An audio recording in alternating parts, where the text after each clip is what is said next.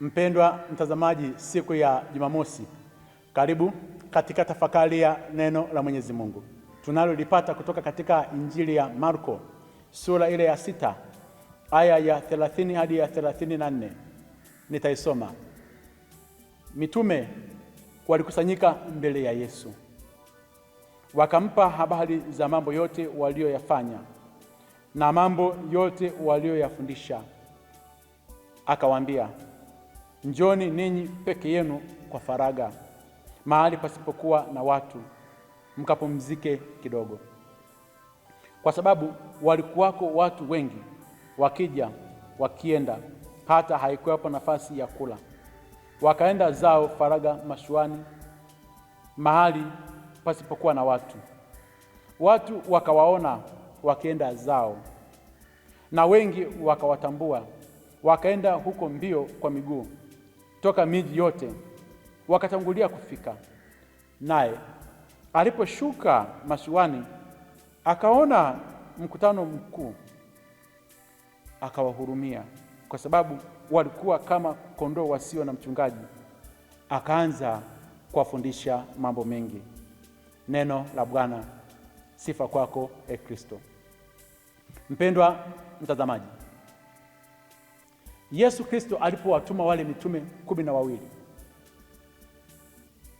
wakaenda kufanya ile kazi aliyokuwa amewatuma, walirudi kuja kumpa habari za mambo yote waliokuwa wameyafanya. Kwa nini?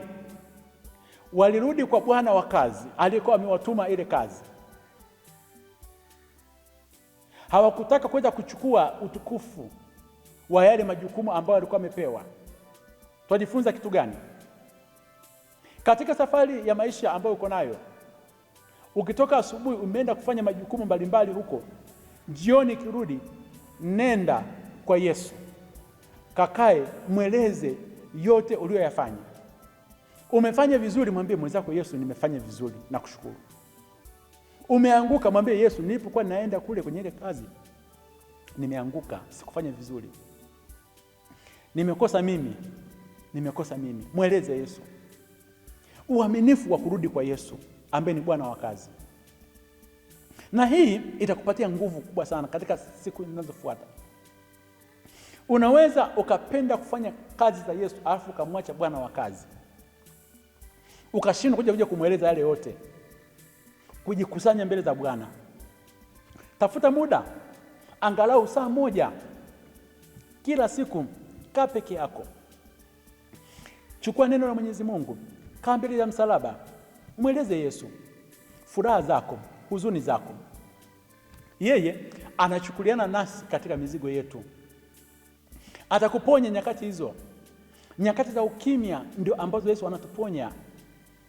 Ni kama vile mtoto mdogo anaporudi nyumbani, ametoka shuleni, kuja kumweleza mzazi wake, leo nimesoma hiki, leo fulani amenifanyia hiki, leo amefanya hivi. Kwa nini anamweleza? Kwa sababu anajua baba au mama ana uwezo. Alafu analala pale miguuni kwa baba au kwa mama. Mama anafurahi sana, mtoto ananipenda. Ndivyo Yesu anavyotaka, na ndivyo mitume walivyofanya. Walirudi kwa Yesu. Mitume wanapofika kwa Yesu, wanapomweleza mambo yote ambayo wameyafundisha, anawaambia, njoni ninyi peke yenu faragani, mpate kupumzika kidogo. Fundisho la pili, Yesu anatoa muda kwa mitume wake kuweza kupumzika. Kuna watu kazi, huduma, hata muda wa mapumziko hawana, hata muda wa kutafakari hawana. Kuanzia Januari mpaka Disemba hana muda wa mapumziko. Mwenyezi Mungu mwenyewe alipofanya kazi, baada ya siku 6 alipumzika. Unafungua duka mpaka siku ya Jumapili, huna mapumziko. Ukifika nyumbani, umechukua ofisi umeleta nyumbani, unaendeleza kazi ofisini nyumbani.